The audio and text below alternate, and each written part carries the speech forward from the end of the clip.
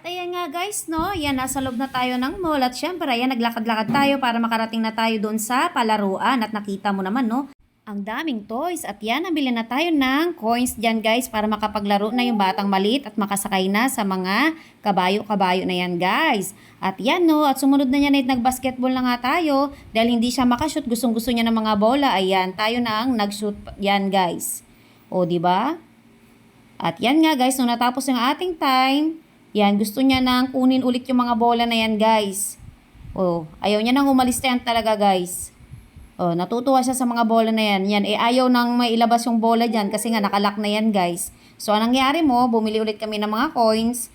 Yan, 2 coin, no? At kahit saan ko siya dalahin, guys, talagang babalik siya dyan sa palaruan ng basketball. Yan lang ang gusto niyang puntahan. Kaya naman, anong nangyari mo, ayan. Nag-stay na lang kami dyan guys at hawak-hawak niya na nga yung bola na yan at ayaw niya nang bitawan yan guys. Yan. Dyan lang siya natutuwa sa bola lang. Ayaw niya rin yung iba. Kaya naman dyan na lang kami nag-stay sa may basketball kasi gusto niya puro bola lang guys eh. Ayaw niya nang bitawan yan talaga oh. Yan, kita mo naman guys oh. At huling bola na nga yan guys, isushoot na ng kanyang grandpa sa ring. Yan. Ayaw niyang ibitawan. At nagagalit siya dyan guys kapag kukunin yung bola. So ayan, gusto niyang i-shoot kasi hindi nga naman niya maabot yan guys, no?